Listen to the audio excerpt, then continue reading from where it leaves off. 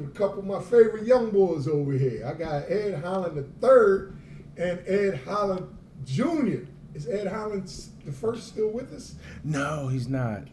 He's not. He could have seen this. Yes, he was a big sports fan.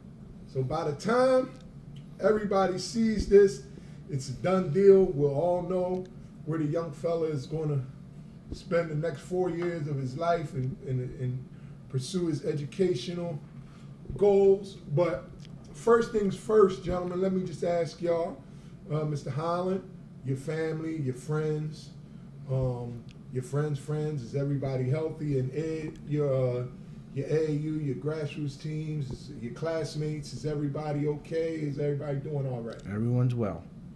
So we haven't really been affected harshly by this? No, not directly. Not directly. How they doing your education? Online? Yeah, we've been online, and hopefully in the next 2 more weeks, we're gonna go kind of half hybrid, half and half on campus, half online. You like being home, or you want to go check in? I mean, it's always good to be with my friends, but I think they're doing a really good job utilizing the computers and just keeping everyone safe because it's still pretty bad out here. Now, you go to Friend Central, right? Yeah. Now you got a reputation of being very rigorous over there. Do you notice a drop-off in the level or the intensity of the educational content with this, or is it still the same? It's mostly still the same. A lot of the work they just transfer over. Now we're just doing it online. But I actually think it helped being in the classroom because then you have access personally to the teachers. But now it's kind of hard. You have to schedule meetings a little bit, and it's just a little harder. But it's still pretty strong, rigorous homeworks and tests. How you feel about this, Mr. Holland? About the school situation? Yeah, just the way we're having as a society, we're trying to figure out how to educate all these young people. And for guys like Ed, and I think he's catching a break because it seems like we're kind of inching out of it.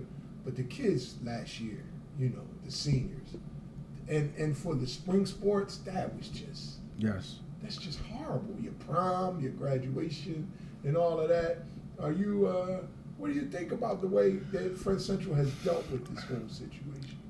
I think Friend Central has done a great job at communicating to the parents and to the students to let us know what's going on, and they ask for our feedback in the grand scheme of things. They're doing a great job in having tents and making sure that the kids are social distancing and having masks when it's appropriate. And I think they're open to make the adjustments depending on which way it goes as far as with the virus at school. So they're doing a great job. Well, that is really, I'm glad to hear that. And I hope more and more families feel that way because it's a trying time educationally in general.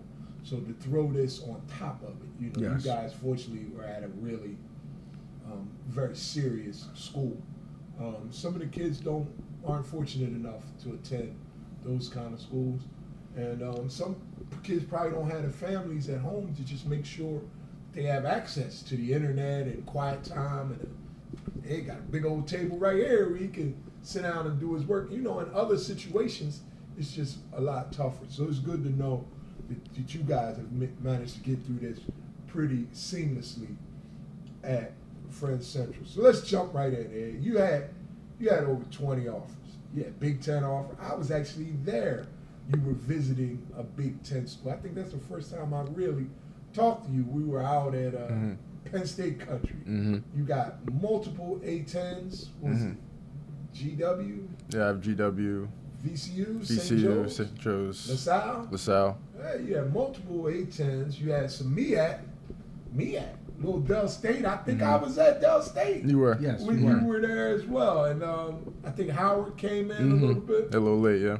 You had some Patriot League schools. And you had them boys, the Ivy League boys. Yep.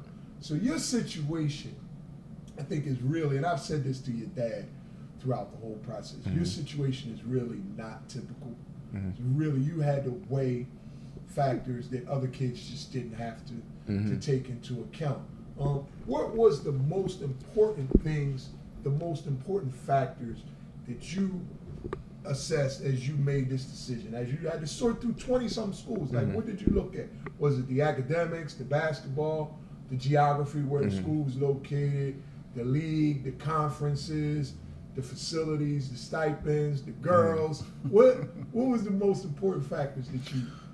Well, all those variables obviously played a role. I don't think geographically I really had no preference. It didn't really matter. I didn't care if I was home or farthest away. But definitely all the factors you just mentioned, basketball, competitiveness, facilities, that's why going on a lot of these visits helped in my decision. Definitely how strong is the education, because I do want to have a good degree when the basketball does stop bouncing. And just how's the coaching staff treating me and my family, how's that relationship. So a lot of things you just listed were pretty big parts in this whole decision. Mr. Holland, you are, it's really, and this is my first time saying this, I think you did a really good job of balancing your love, the intensity that you feel for your son and what you would like to see him do, with giving him enough space and giving him the information and letting him, kind of figure it out on his own. But you always right there, you paying attention. And that's a real, it's really a pleasure to see it, because, a lot of parents go overboard, and they like, well, you're going to do this and you're going to go here. How did you and your wife, figure out, when it was time to step in and let your feelings be known, or when you felt like he could handle, this situation? Or was this just something that you raised him up since he was young to be ready for big decisions like this? Well, for me, early on, around 8 or 9, Ed told me he wanted to play high school ball, play college ball, and possibly go further. So at that point, I just said, I'm going to facilitate. So whatever he needed, I just tried to supply it. I tried to be a motivator. I tried to be the guy in the background. You a cameraman, brother? So I just tried to do whatever I had to do. Yes. To just make sure that, one, he's having a good time at it, and he's moving forward in his goals and dreams. And I just was there filling in any way I can, any way he needed me to. And sometimes he didn't even want me to, but I was there. And it was important to make sure he was always put in the right situations, as far as coaches, teams, all the people he's been around. He's been blessed that it's all been good coaches, good families, good teammates. And sometimes you don't get that, from what I understand, with some of the stories other people tell me. So, Junior, the third, do you agree? Because, I got to know your dad pretty well over the past year or so, and he's intense. He asks a lot of questions. He grills these. When you get a coach on the phone with your dad is not going to stop. They have to say, I have to go, I have a meeting or something. He wants to get the information. So when he would share the information with you, or when he would say, hey, I talked to, such and such today, do you feel like he gave you enough space to kind of make up your own mind, or did you feel a lot of pressure, did my mom, dad want this? Was it your decision? Well, yeah, I think both my parents and the rest of my family did a great job at really getting to know what I wanted, and just them doing whatever it took for them to help me with this process. They gave me a lot of space. They really wanted to make this my experience and not theirs. So I think they did a really good job with that. Now, when he says you told him at 8 or 9, did you know what you was talking about? Oh, I probably told him younger. I remember watching the Sixers when I was like 4 and I'm doing that. 4 and 5, and I knew right away. I told my dad, I told my mom I wanted to play basketball, and my brother played basketball too, so he would take me to play basketball, and I've always said I wanted to play basketball at a high level. All right, so I think I met you first time. Tozer was still coaching. I just popped up in the gym. I forget why I was there. I was probably trying to rent the facility or something. I just came to see Tozer.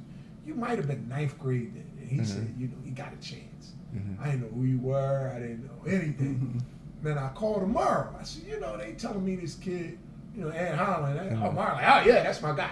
I know him. He's gonna play with us and that. So that's when you kind of jump on the radar screen for me. Mm-hmm. Talk about the different approaches, and I want to hear this from both of you guys, because I think one thing I try to do is take lessons from the experiences of families like yours and share them so that everybody else can benefit from what you went through.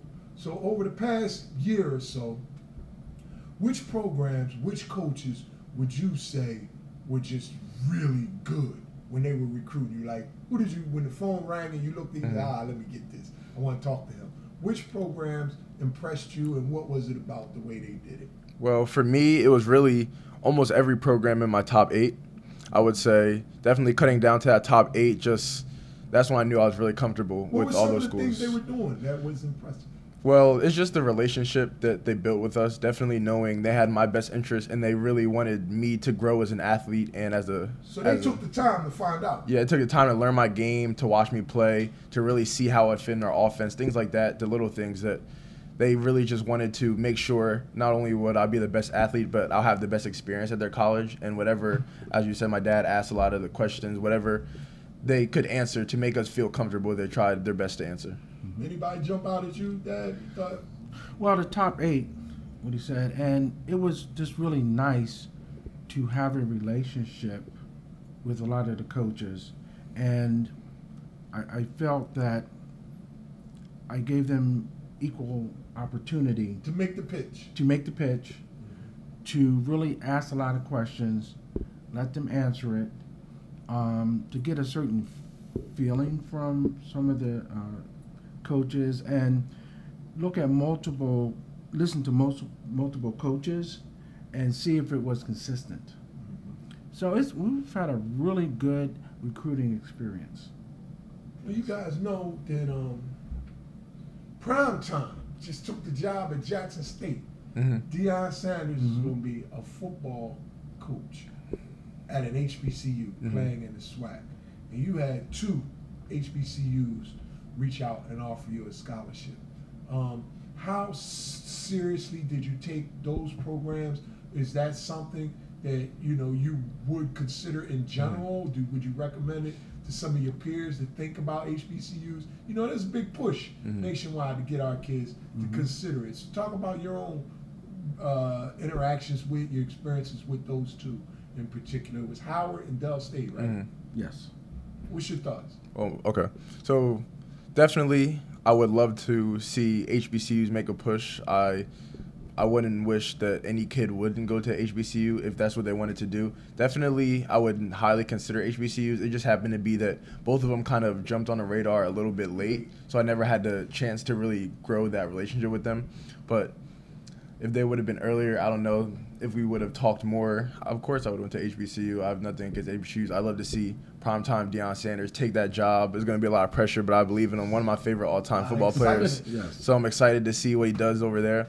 But yeah, in terms of pushing the recruitment for HBCUs, I definitely think that they should get more players. They should be on the radar more, just because when you think about basketball, you think about a lot of black culture and black players. So I definitely see no reason why HBCUs wouldn't be one of as at a higher level than they are already. But it just happened to be in my personal situation that they jumped on a little late. I never got to experience that full recruiting process with them. So it's just what it was. So when you and your friends see a kid like Maker, was he top 10, top 15, commit to Howard, do you guys, were you a little surprised that he made that decision over like Kentucky and North Carolina and all that? Yeah, I was pretty surprised to see that. Definitely because you just don't see a lot of high-level players, high top 100 players commit to HBCUs. So that was definitely surprising to see. I was pretty happy to see that. Hopefully it started a trend. Your thoughts, Dad? I was ecstatic for him to have that situation, and it always boggled my mind that why didn't more recruits go to these schools? It just I think resources. Yes, resources. Exposure. Facilities, TV deals, money. Right, and I told Edward J. that in the next 5 years, you think that's watch what's going to happen. Next 5 years, people are going to make that their first choice.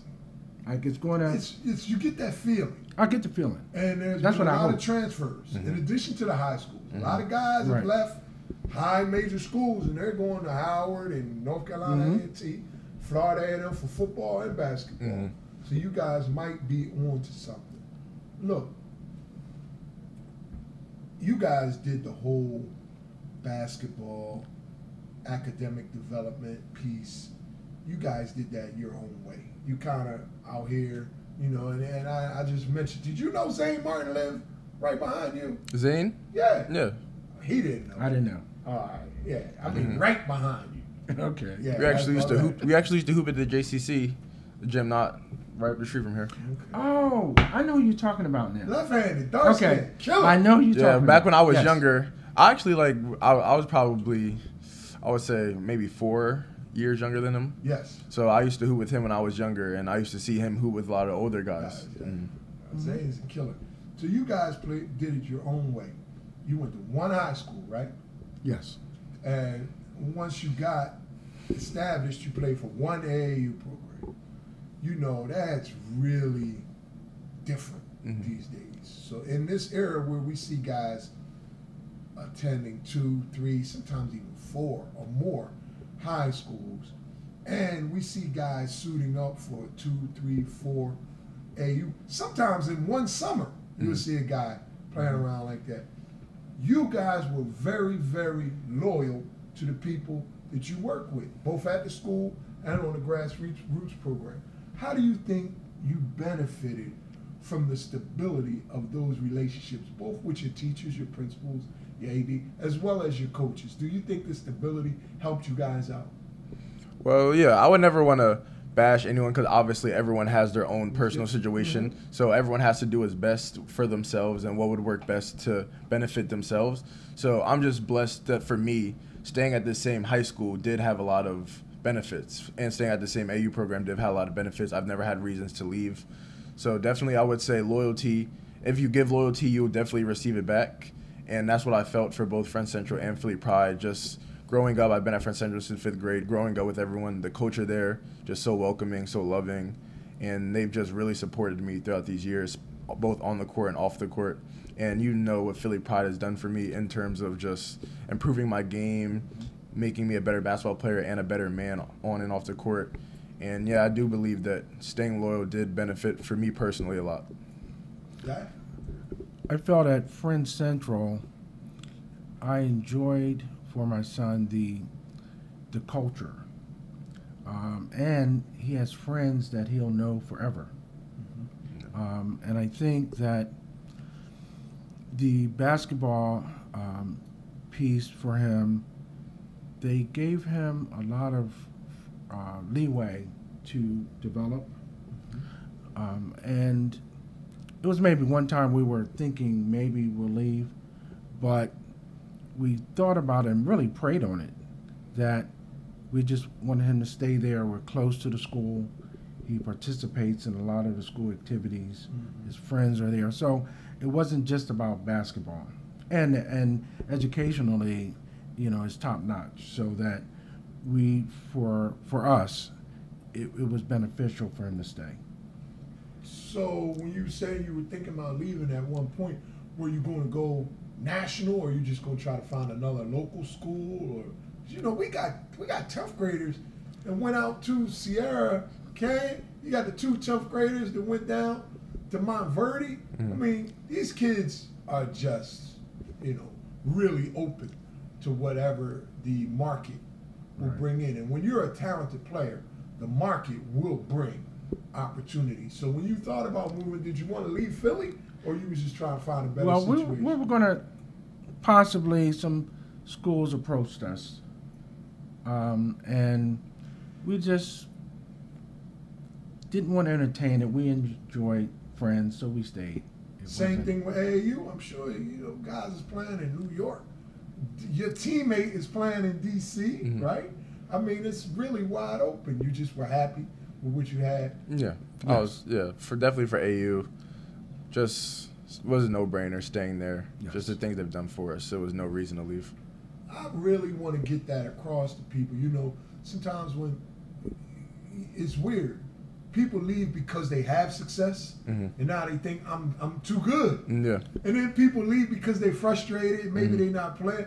It's like, what do you got to do to keep your kid? I mean, you damned if you do, you damned if you don't. I mean, well, I personally thought that Philly Pride is one of the top basketball programs around, and I think that they really are focused on the kids getting scholarships, doing well, exposing the kids to opportunities.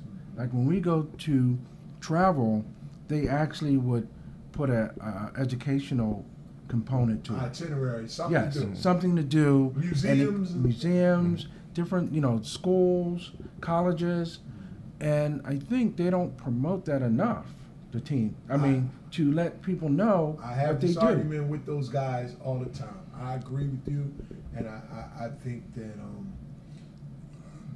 in addition to those things, I think the diversity Yes. that they have in that program is really outstanding. You got kids like John Arrar playing at Penn State. You got Christian. You got Chris Arch playing in Villanova, and people don't think of that when they think of Philly Pride. These are all high-level academic kids like your boy, and they come from the deep suburbs.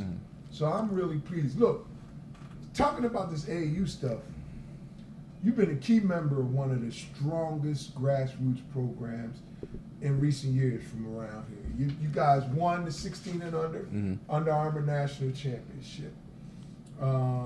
For the past 2 years, that team has been ranked either 1, 2, or 3, according to most people. Do you think y'all would have repeated this year in 17 and under championship? What, and for UA? Under Armour. My personal opinion, I think we would have been a strong considered candidate, yes. I think, obviously, I have faith in me and my team because I've seen what we could do last year, and that was only our first year together. Just the chemistry and the way we played so well together. I think a second year, we would have definitely repeated, yeah, in my opinion. You was out there, you think they would have repeated? I think that watching them play now, they had a shot. I mean, I was very impressed with the way they played together as a team, and they like each other. They generally like each other. I get that. They laugh. It's a lot of inside jokes in the huddles, man. Right. I see them giggling. Whole lot of inside jokes over there. So, all right, outside of the Under Armour setting, you guys would scrimmage or play, take over all these other programs, from Adidas or the EYBL. Do you think you would have matched up with the best from those two circuits if given the opportunity this year? I believe we would have, definitely.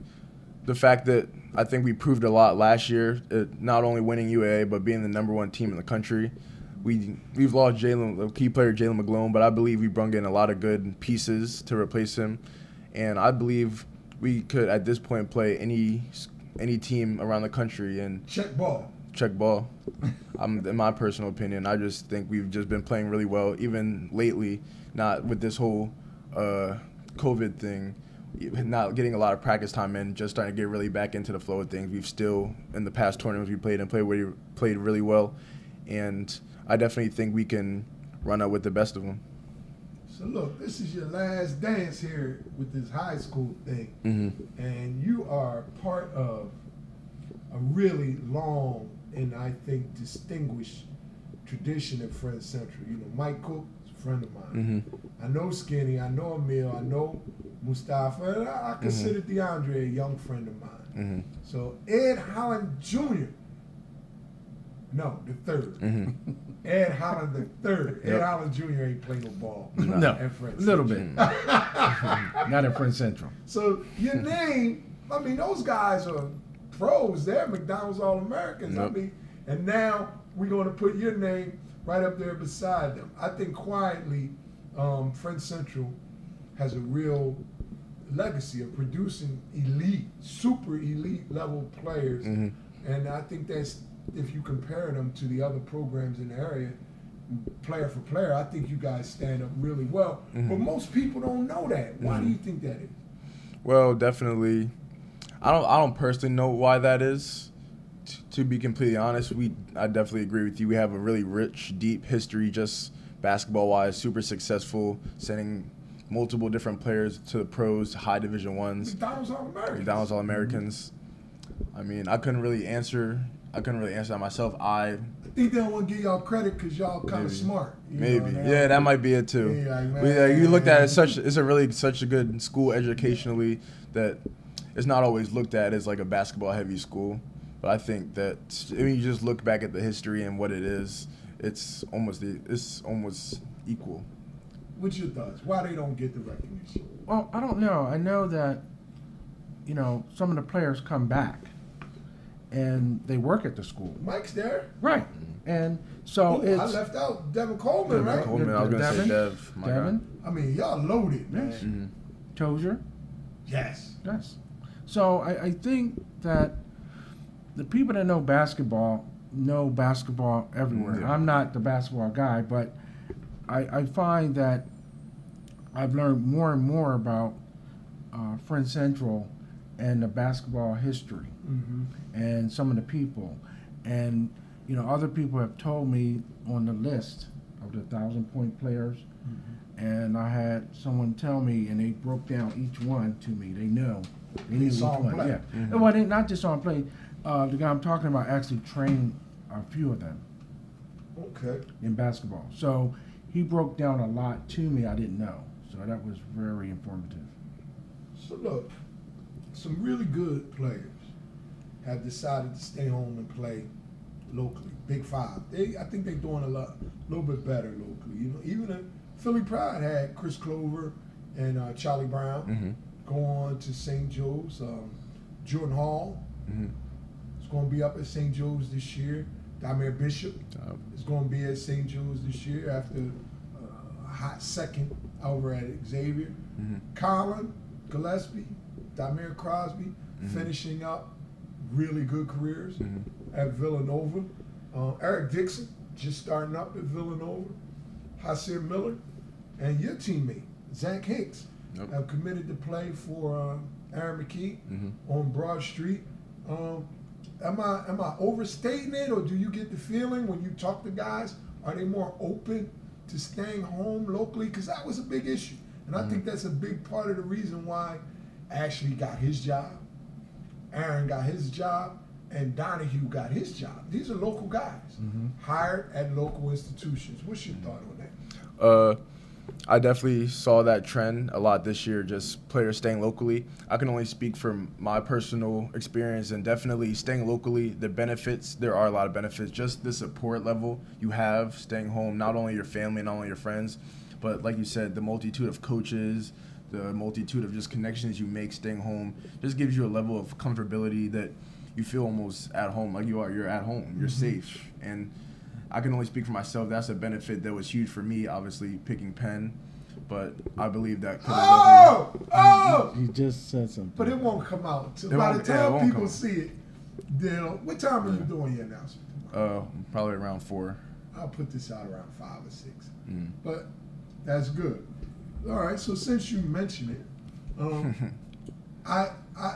Penn is a unique case. Let's talk about Penn.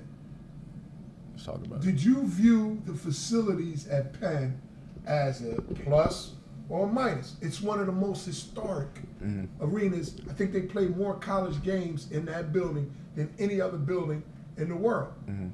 But it's 100 years old. And if you go around to some of the other VCU, I mean, if you go and visit, you see these modern, state-of-the-art things, and, the big billboards and the luxury boxes and all of that stuff.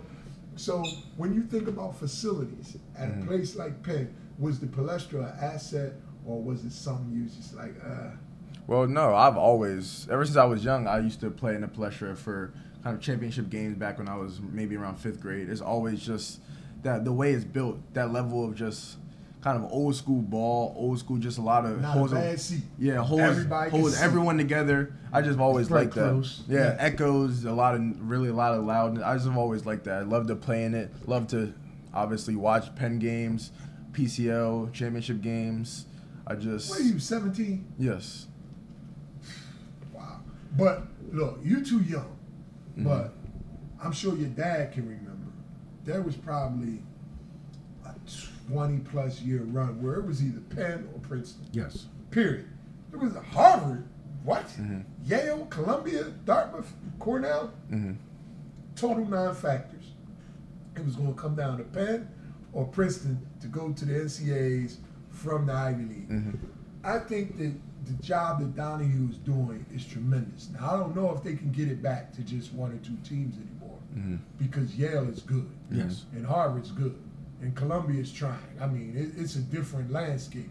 But it's really exciting to see that they were really able to sell the University of Pennsylvania and the Big Five to you. Were you familiar, or did you familiarize yourself at all with the long history of University of Pennsylvania basketball? I mean, I'm pretty familiar with a lot of it. I can't say I'm an expert under any means, but I'm pretty familiar with the history. Obviously, I'm interested in learning a lot more about it, and I will. But I can say that I've had an idea of a lot of the history, but I'm not an expert. But it was pretty. I watched a friend of mine play for Penn in the Final Four against Magic Johnson. Wow. Tony Price. Google him. He was the man on that team. He played for a minute in the NBA, I think with the Clippers. New York boy, about 6'6", 6'7", big, strong guard before his time, rebound, score, do whatever it took. But that team made it all the way to the Final Four. What year was that? 1979. Okay. What year were you born? 2002. So I was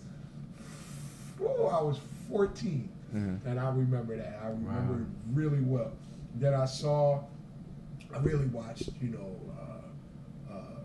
Perry Bromwell, Tyrone Pitts in the mid-'80s, just about when I was in college. But like right after that Jerome Allen, Mac Maloney team, and then the two Africans, I forget his name, Onekwe or what, it was two of them, and they went on a long winning streak. So I'm really excited for you, for Coach Donahue, and I'll have to renew my pass to get down there to watch Penn play. Last question, I guess. With you and Mr. Simmons, That's my guy. I think Friends Central has one of, if not the best, 1-2 punch in high school basketball in the area. So what kind of expectations do you guys, you and Sean, set for yourself? How do you think you guys would match up and compete with, let's say, Camden, Wood, Newman, MCS, MOTAP, Ryan, McDevitt, the teams that people consider elite in the area? I mean, you got high 20, Big 10 high major offers. He's getting high major. 2 high major players on one high school team should do what? Well, I say should go on the floor and compete at a high level, and stacked up against any other team. I believe we can go against anyone. In my personal opinion, I believe it's just not me and Sean, but we have a multitude of guys. So Friends League champions, we putting that out there right now. We can put it out there. All right. You can put it out there. And I'll just say, like I said, it's not even just me and Sean. We have just a multitude of guys on our team. They just want to go, want to play competitive, want to play hard, and just want to win, just like me and Sean do. And I believe when you have that, you can play against some of the best. You think that he getting that championship this year? I don't know, but I know for a fact that individually I've seen so many of the kids on the team work out. I've been there, I've seen them. And individually, everyone is getting better. So I think from last year, we had to do better, and I think the kids know we're going to do better this year. Well, look, I give Donahue a ton of credit because he brought that kid in last year. Who was his freshman? Lucas. Lucas, but the Jordan. really Jordan. From New York. From New York, yep. What's his last name? His dad, Jordan Dingle, yeah. I know his uncle was Pop or something, I don't know. Dr. Dingle, he played at UMass with Bruiser, though. And he's gotten Lucas. And, they've had the big Michael Wang. he's good. He's been hurt, but he's good. And then Brodeur had statistically like the best career ever at Penn, outside of like, you gotta go back to Ernie Beck in 1948. Wow. So Donahue's been getting it done. If you guys are going to get where I think you want to go, he's going to need you and Lucas to help get other local guys to stay home. So this is your chance. Get the people a pitch. By the time they see this, everybody will know you're going to Penn. So why should the other good players who have decent grades and test scores, why should they join you guys at Penn? Well, I can only speak from my personal experience. Obviously, everyone is living their own life and has to make their own decisions. But, I mean, the coaching staff at Penn has been the best for me. They've been treating me like family. They've listened to me. They've talked to my family. We've become like super close, and I really feel comfortable there. And they're just like me. They're competitive and they want to win. Very competitive. I've been in the locker room before the game. Yeah, and I believe if you want to play competitive basketball, once again, get a great education and just be around quality people, I believe you should go to Penn. And Dad, you know, as you walk through this, I would always tell you, it's just I don't have a lot of points of reference, you know, comparable situations. But the one I did have was Matthew Cotton, and I made sure that I linked you up to his mom, and so that you guys could talk about navigating these Ivy League waters. As a parent, she's been a big help to me too. I'm sure Constance has. It's just in her soul. Yes. But as a parent, you get calls from 20 different schools offering to pay every room, board, tuition, fee, everything associated. And some even say, well, look, we give them a couple dollars every month. On top of that. Yes.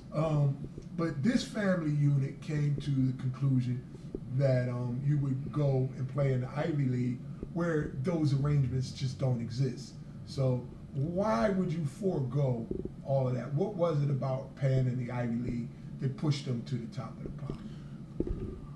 Well, I think, speaking for me, and then Ed has his reasons, Penn, for Ed, will give him an opportunity if he goes into medicine or whatever he chooses to go into, whatever field. But that'll give him a good base, that whatever he decides to do with his life, he has that education behind him. You could even be president coming from Penn. I'm no president. Our current guy with the Penn, man. So why? But seriously, yeah. I mean, you're looking at it. I'm sure you get the emails, the brochures, the texts, the what is it? The videos that take you on a tour through the facilities and all of that. And you chose to go, what, 20 minutes from here, maybe 15 minutes from here. Why?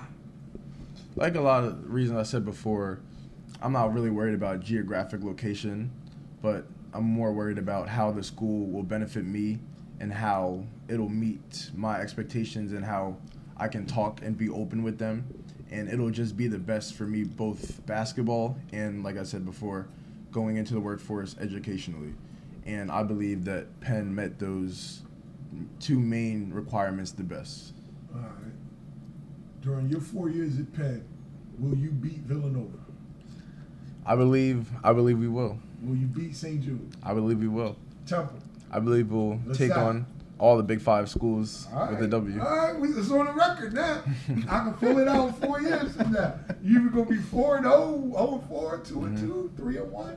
Well, it's really been exciting, man, and I really appreciate you guys letting me take a peek and kind of ride along on this journey with you. I really have a tremendous amount of respect for the way you guys dealt with this. You know, you kind of kept it real close in your family circle, and you leaned on myself and other people, the Philly Pride guys, I'm sure, your coach in high school and all. But you made the decision, and that's the way it should be. Everybody can give you some input, some information, but at the end of the day, you're the one going to have to eat, sleep, work, play, you know, all that with those 15, 20 guys in that program. So if you love it, I love it. And I'll see you down there, man. Anything y'all want to say before we cut out? Just thank you to all the coaches through his career that have supported us, that, you know, believed in Ed, and really put the time into it to get him to this point. So thank you. Ed? Like he said, a lot of thank you for the people, and I like to thank God as well. He's just been there for me when the moments were rough, when the moments were good. And, yeah.